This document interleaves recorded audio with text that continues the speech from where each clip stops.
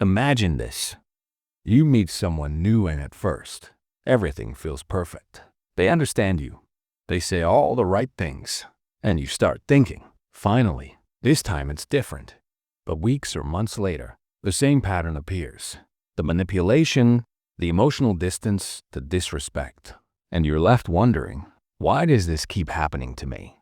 Why do I always attract the same toxic people? If this feels familiar, stay with me, because what you're about to hear might completely change the way you see your relationships forever. Before we go deeper, if you enjoy psychology content that helps you understand yourself and others on a deeper level, make sure to like this video and subscribe to Inner Mind, because this channel is all about unlocking the hidden patterns that secretly control our lives. Now here's the truth most people don't realize. You're not attracting toxic people by accident. According to Carl Jung, one of the most influential psychologists of all time, we unconsciously attract people who reflect parts of ourselves that we haven't fully understood or healed. Jung believed that every human being has a shadow, self. This shadow contains the parts of our personality we reject, suppress, or deny. It includes our fears, insecurities, unmet needs, and emotional wounds. And here's where it gets interesting. The people we repeatedly attract often mirror these hidden parts back to us. Think about this for a moment. If someone grew up feeling ignored, they may unconsciously attract partners who are emotionally unavailable. If someone fears abandonment, they might attract people who are inconsistent or unreliable. It's not because they want pain. It's because the unconscious mind seeks what is familiar, even when familiar is unhealthy. The brain confuses familiarity with safety. Let me tell you a simple story. Imagine a man who grew up with a parent who was loving one day and distant the next. As an adult, he keeps falling in love with partners who send mixed signals. He tells himself, this is just bad luck. But Jung would say this is not luck. This is the psyche trying to resolve an old emotional wound. The mind keeps recreating the same situation, hoping for a different ending. It's like watching the same movie again and again, expecting a new finale. Another powerful idea Jung talked about is projection. Projection happens when we see our own hidden traits in other people, instead of recognizing them in ourselves. For example, someone who struggles with self-worth may admire confident but controlling partners because they represent the strength they feel they lack. At first, this attraction feels magnetic, but over time, the imbalance creates emotional pain. You might be asking yourself, so does this mean everything is my fault?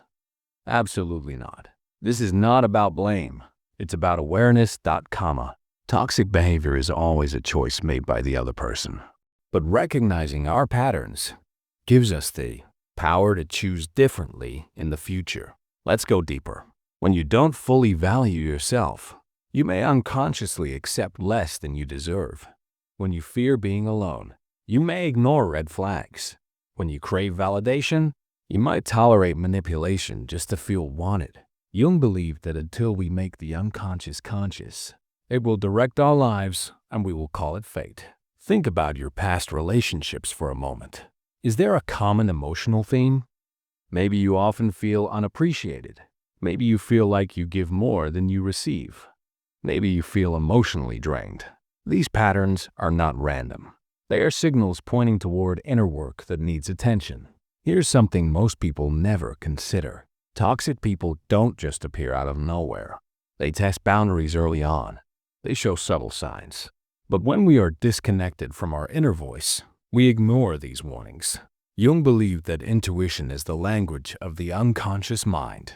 When something feels off in the beginning, it usually is. Now you might wonder, how do we break this cycle? The first step is radical self-awareness. You have to become curious about your emotional triggers instead of judging them. Ask yourself, what attracts me to this person? What emotional need do they seem to fulfill? What am I afraid would happen if I walked away? These questions open the door to transformation. The second step is shadow work. Shadow work means facing the parts of yourself you normally avoid. This could be your fear of rejection, your need for approval, or your difficulty setting boundaries. Jung believed that healing happens when we accept our whole selves, not just the parts we like. For example, if you struggle to say no, you may attract people who take advantage of your kindness. Once you learn to set healthy boundaries, those same toxic individuals either change their behavior or disappear from your life. Why? Because your energy no longer matches their expectations. Another key idea Jung emphasized is individuation. Individuation is the process of becoming your true self instead of living according to others' expectations. When you start living authentically, your relationships naturally change. You stop chasing validation, you stop settling for less, and you begin attracting people who respect and value you. Here's a powerful truth. The moment you start loving yourself deeply, toxic people feel uncomfortable around you. They sense that manipulation won't work anymore. Confidence is like a shield. It doesn't just change how you feel inside. It changes who feels drawn to you. Let's pause for a second and reflect. Imagine what your life would look like if you no longer repeated the same painful relationship patterns. Imagine feeling secure, respected, and emotionally understood. This is not a fantasy. It's a result of inner growth. But healing is not instant. There will be moments when old habits try to pull you back. You might feel tempted to ignore red flags because loneliness feels heavier than disappointment. In those moments, remind yourself that temporary loneliness is far better than long-term emotional damage. Jung once said, "I am not what happened to me. I am what I choose to become." This quote holds the key to breaking toxic cycles. Your past influences you, but it does not define you. Every new decision you make rewires your emotional future. Another important step is learning to enjoy your own company. When you are comfortable being alone, you no longer accept relationships out of fear. You choose them out of genuine connection. This shift alone can completely transform the type of people you attract. Let me share something deeply honest. Many people say they want healthy love, but subconsciously they fear it. Healthy relationships feel unfamiliar at first. There is no drama, no emotional roller coaster, no constant anxiety. For someone used to chaos, peace can feel boring. This is why self-awareness is so important. You must train your mind to recognize peace as safety, not danger.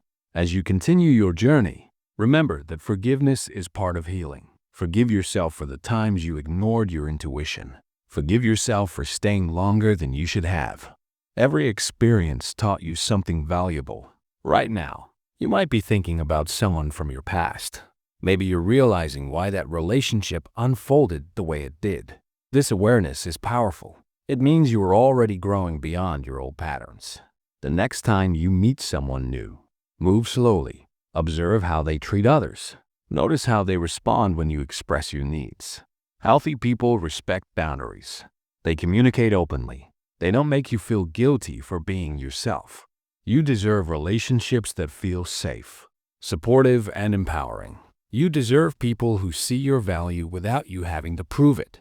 And most importantly, you deserve to trust yourself again. As we come closer to the end, remember this. Attracting toxic people is not a life sentence.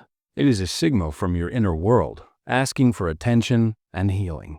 Once you understand the message, the pattern begins to lose its power. If this message resonated with you, take a moment to reflect on your experiences. What patterns have you noticed in your relationships? What lessons have they taught you about yourself? Share your thoughts in the comments below. Your story might inspire someone else who is silently going through the same struggles. And if you believe this video could help someone you care about, share it with them. You never know whose life might change because of a simple conversation. This is Inner Mind, reminding you that the answers you seek are often hidden within you. When you understand your inner world, your outer world begins to change. And once you heal the relationship with yourself, you will no longer chase connections that hurt you, because you will finally recognize the ones that truly deserve your heart.